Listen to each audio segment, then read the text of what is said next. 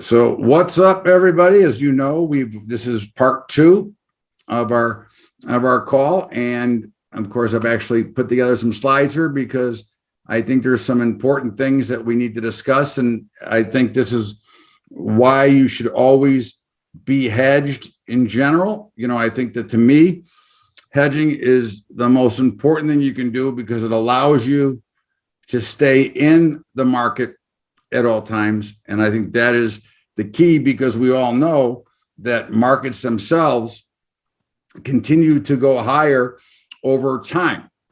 Okay. And I know you agree with that, but you and I were talking and I said, we should really tell some of these stories to our members and listeners because, it's a very scary time in the markets right now. Don't you think? I do. And Bubba, you know me and I know you. And one thing that we both don't do is operate out of fear. However, we're vigilant. These massive corrections tend to come out of left field. And after they happen, it's always like you look back and you say the writing was on the wall. The writing was on the wall. In '87, the writing was on the wall. The writing was on the wall in 1929, although that was a little bit before both of our times. The writing was on the wall in 2008 and the years before. It was just a question of when it came. I will say this is a time where really probably the most in my career, and that goes back to 1980, where the writing is on the wall here. Yeah, I would agree. It's again, we do not believe in preaching fear. We do not believe in, but we're just giving you what we believe to be fact. Okay. Vigilance we preach. And fact is that it is a very scary time. And, I've been through, I traded on the floor 87, 2001, and 2008. Okay. And I can tell you that the warning signs now are worse than they were then. Okay. Because of what is going on in the world and in the country and what we're trying to do. So it's a very scary time. And you've got, the doves. Let me just add something to that. Yeah. In those years, the shifts were economic. We saw a lot of economic things on the wall, a lot of economic signals that triggered those corrections here, and markets reflect the economic and political landscape. Here, we're seeing both political and economic signs, big shifts in policy, big policy shifts across the board, big shift in power in the world. The writing is like, it's an indelible ink, in my opinion, on the wall right now. No, I agree with you. Again, like I said, it's nothing that you can act on at this moment, which is why you hedge it. It's something that you look for going forward. That is, look, we've all seen or lived through many of these market collapses. Many of us have had times where we've panicked out. And my goal is not to have anybody ever have to panic. I agree. Also, we listen. Yeah, I know you don't listen, but we all, sometimes we listen to these people on TV. I always have it on in the background because I like to laugh while I'm writing during the day. And in September and October, all we heard about is seasonality, big correction coming. Now it's like, big sigh of relief. The period has passed. The risk period has passed. To me, that's the scariest thing. The scary thing to me is that Buffalo's up to 6.5 over Tennessee tonight. And that I'm probably gonna have to bet Tennessee now. Anyways. That's scary, by the way. It's very scary. I think Buffalo's the best team in the NFL. I do too. The Fed loses control. And this is a quote from Larry Summers. Okay, who was a Fed chair, and he's a Democrat. Yeah, woke Fed risk losing control of inflation, says former Treasury Secretary Larry Summers. Summers warns of 1970 style inflation. Now, if you were around in 1970, folks, this is a Democrat. This is not, Fox News and the anti-Biden. This is a guy who was in the Clinton administration. He was the head of the National Economic Council under Obama. this is a serious liberal Democrat, Harvard professor, who is saying something that, it's very important what he's saying, but And he's it's not funny. getting a lot of press. Well, and it's funny because, again, the very fact, based on his education, based on where he's from, based on who he is, that for him to say this he's like putting out a banner for everybody saying, hey, there could be problems coming here. Because So let's define that. Let's define that. When he says woke, what he's talking about is that the people at the Fed are thinking more about how they can use monetary policy to help with climate change than they are with battling the CPI data and the other data that's staring them in the face. That's what he's saying. They're being blinded by political agenda rather than doing their job, which is maximum employment and stable prices. And isn't that the truth when you think about it? And that this has been always one of the major concerns that I have. Okay, is that we tend to, the Fed original design supposedly was to be independent. It is a private corporation, for those of you who don't know. Okay, the name the Federal Reserve was so that they tied it to government by name. Okay, but now suddenly they have become much more political than they should be, than they're supposed to be. And that is a much bigger problem for all of us. What say you? It's absolutely true. But when a member of the ruling party says, whoa, and he's an economist. I mean, this is not a stupid guy, Larry Summers. He sees the writing on the wall. It's not just him. You're hearing this from other big economists. You're hearing it from Mohammed Al-Arian, who used to be the chief economist at PIMCO. He's now at a European bank. A smart guy. This is a guy who went to school in Oxford. He's a very smart economist. They're all saying the same thing: expect volatility. But when you have Fox Business News on, or you have CNBC on in the background, they're all breathing a sigh of relief. Oh, we're almost done with October. It's like it's a magic month. Listen. When these corrections come, they come from left field. They come when everyone is complacent. They come when everyone is comfortable. Exactly. Don't be comfortable. This is the time to hedge. This is not a time for comfort at all. Never. Exactly. Because again, you get to a point, and we've seen it, and you're already seeing it in some of the commodities that we've shown you. Okay, look, again, I am not preaching anything but to be safe and to be protected, but yet being able to participate in a market that has proven over its history that it goes up 8.5% year over year. Right. And I'm also not saying, hey, this is the time to go out and buy a slew of put options on the No. What I'm saying is you have portfolios. This is your future.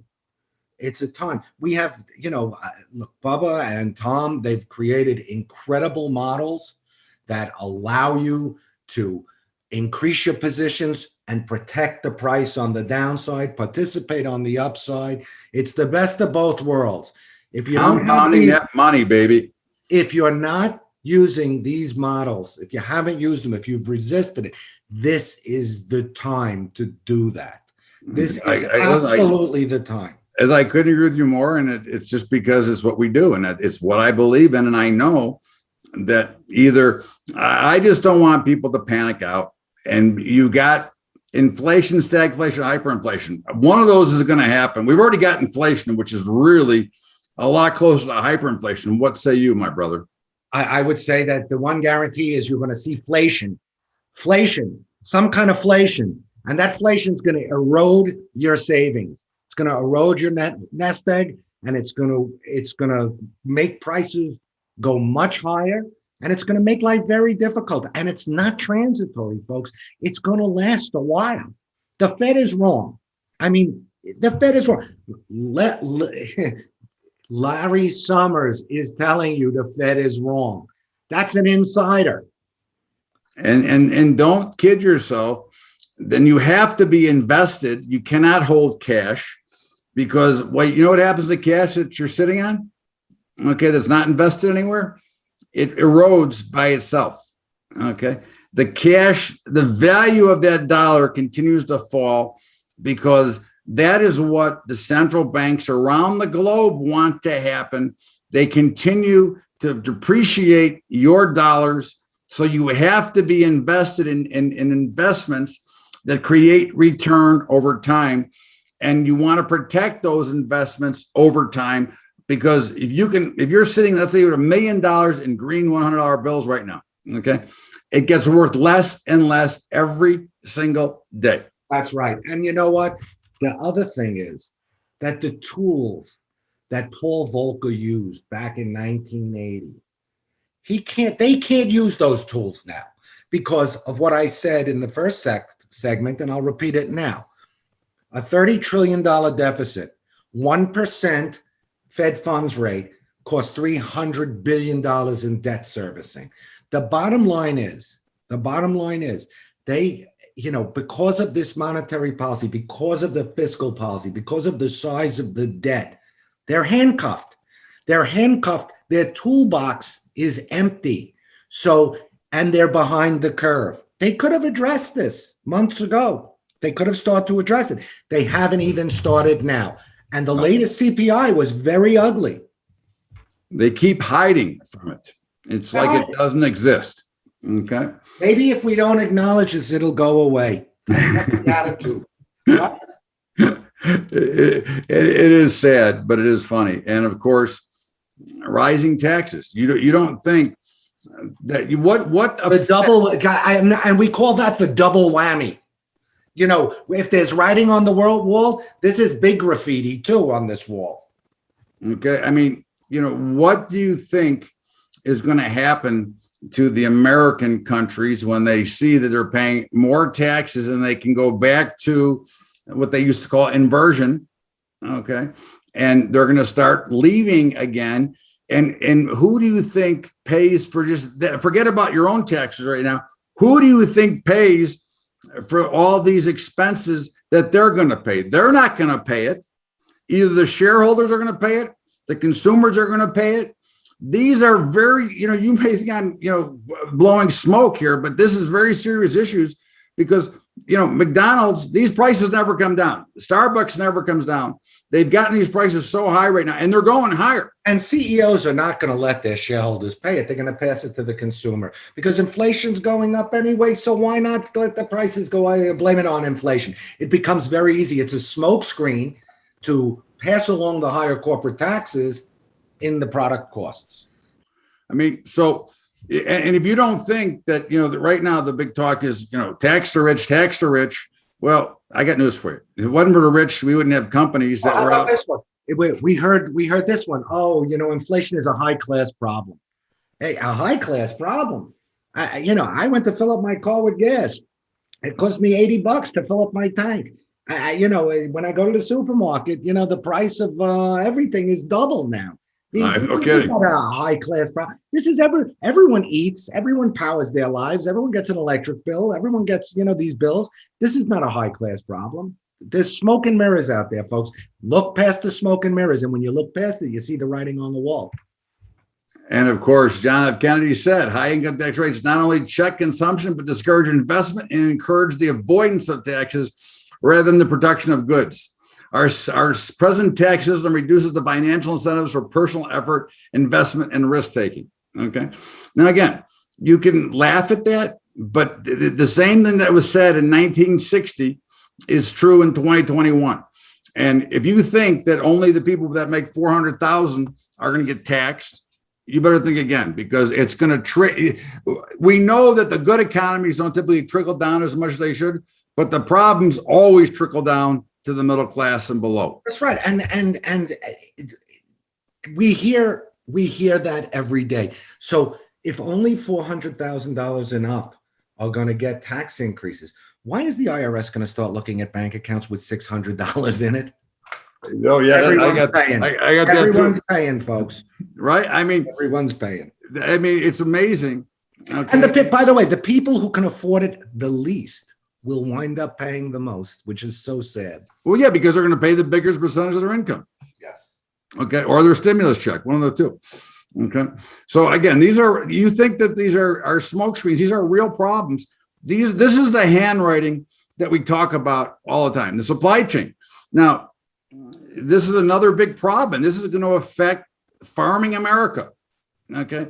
The fact that we can't get people to work, you can't get the goods to the stores. Okay. Look at what's going on, as we talk about almost every week in Long Beach. How many ships are in Long Beach right now, Tom? Oh, I know he's here. So many. I think he said 40 or 50 are lined up and they can't get them offloaded. And that doesn't count New Jersey.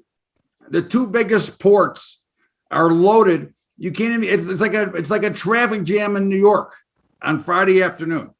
Okay. Let me just interject something here. Ask you a question. Yeah. You hear about something called the metaverse? Yeah. Okay, so the metaverse is, this fantasy world inside technology where all of this interesting stuff is going, and where Silicon Valley is telling us, and all the tech companies are telling us, that the metaverse is the future, the metaverse is the future. And to me, when I hear that, it's like they almost want to make us like not look at what reality is. There's no writing on the world in the metaverse because everything is wonderful in the metaverse. Well, we don't live in the metaverse, folks. We live in a real world. You know what? And we're going to continue to live in a real world. You can't eat in the metaverse either. No, you can't eat. You can't drive your car. You can't do anything in the metaverse. What can you do? You go play video games. You could do all this kind. You could go to all these alternative reality. It's like almost like it's almost like a opium haze that technology is trying to put over people. To me, it's ridiculous. We live in the real world, and the writing is on the wall. It is. And look, as I tell you, I go back. Obviously, I've been trading since 1980 myself. I've been a member of the floor. I'm still a member. But, in the 90s with the internet bubble, it was like, well, companies didn't have to make money. They were going to Pluto every day. And of course, where are they all now? They're all broke. Okay. Only a few survived. And this is the thing that you should be thinking about right now. Okay. Is, if we can't get goods to market, who's going to make any money? Okay. And the more the governments try to penalize that, okay, by adding on extra taxes, it's going to come to a head at some point. Nobody knows the answer when that's going to be. But once again, it makes a hell of a lot more sense to insure your money like you insure your life, your health, your car. Why wouldn't you insure your capital? It makes no sense because these things are real. This is not imaginary. This is not the world's coming in. This is a fact of life. It has happened many times in history, and this is the worst that I've ever seen. I'm only 65. You know what, Pablo? You can't have your appendix removed if you have appendicitis in the metaverse. You can't eat dinner in the metaverse. You mean you can't have your teeth cleaned? You can't have your teeth cleaned or extracted in the metaverse. We live in reality. We don't live in the metaverse. You take me to dinner in the metaverse? To me, it's a smoke screen. It's a smoke screen. Wake up, folks. Wake up, America. Everything that's being done. And again, I'm not blaming one government or the other. Listen, they're all crap. That's we know that, right? Let's not, And it's not even government. It's private. It's tech. Right. It's Silicon Valley. It's technology companies. They all want to make money. The metaverse. They're going to make a lot of money in the metaverse. We don't live in the metaverse. Do you remember when the debt was, close to zero, and now it's 30. And that's, by the way, that's what I was going to say about Volcker. When he was able to really put the brakes on inflation in 1980, how big was our debt? It's not even on that chart, right, Bubba? Right. It can't be on that chart. Right. So the point is that you got handcuffs on the Fed. They can't do what Volcker did. Right. Listen, you imagine everybody going back in the CDs at 10, 12% again? I mean, listen, this is the destruction in which they have done, and it can only get worse, which makes these stimuluses and these packages that they're trying to get done even worse, because again, it's going to have a dramatic effect moving forward. And again, is it tomorrow? I don't know. Is it a month from? I don't have a date. They don't tell me the date. I don't get a telegram of when it's going to come, but you can bet your ass it's coming. Okay. That you can bet on. Okay. And, you know, there are risks and costs to action, but they are far less than the long range of risks of comfortable inaction. And this is, you know, think about it. If you've ever been involved in a market and not hedged, okay, and when you panicked out, and for like those, there are some here that panicked out in 2009 and still have not gotten back into the market that's up 250% from the bottom. Okay, think about that for a minute. Okay, you know, you need and want the ability to stay inside the market so that you can benefit through those market conditions that you know are coming, because they always come. This is not something new. It's not gonna, it just, there'll be a different reasoning. And unfortunately, as they always tell the story, 20 years from now, they'll tell you why what happened when this happens will be the answer. When we know right now why it's happened, and when, we don't know when, but we do know the why already. Would you agree with that? I would. And we don't want anyone on this call or anyone who we write for or talk to, or we don't want anyone to suffer the kinds of potential problems that are out there. But, you know, it's going to be very difficult for someone to come to us after, you know, a massive correction and say, you know, I didn't listen. What can I do now? There's nothing you could do at that point. There's nothing. So the now is the time for action. Now, when you're comfortable, is the time for action, not when you're uncomfortable. Now is the time where you think rationally. That's the planning. key. You know, you do your financial plan, your financial plan. You plan for what can happen so that you're prepared when it does. Remember, our whole by the way, you buy car insurance in case you have a wreck in your car. You buy home insurance in case your house catches on fire. You buy life insurance to protect your family. The bottom line is, you know, this is the time. You got to read the writing on the wall, and you can't afford to be inactive right now. No, you have to be, again, our whole mantra is be prepared, not surprised. And you really give up nothing overall because of the compounding effect you're going to benefit from in the future. So as I say, look, we don't preach anything but being prepared, because markets go up, they go down, they go sideways. We get chopped up some places, we make money some places. But I know one thing for sure, my core portfolio, what I call in a gambling terms, my case money, is protected. I am not putting that at risk, just like I'm not putting my home at risk without insurance. I'm not driving without insurance, and I would never let anybody drive my car or act without insurance around me. And I think that's the most important message. And do you have any last final thoughts on why you should be hedged right now? I do, because I never want to say, and I've trained myself over 40 years, I never say I should have, I would have, or I could have. I only say I can, I will, and I do. And with that, that's why you should always be protected, because again, we're not saying it's tomorrow. We are saying that it is inevitable that it happens. So we want you to be prepared so that you don't come back later with a position and say, what do I do now? Or suddenly you've become busted. Okay. And that is not a good feeling. I'm sharing that with you. So for this, I will shut this recording off, and we will get the actual Monday call going right now. Okay, hold on one second. But remember, protect yourself, protect your family, because without it, you got nothing.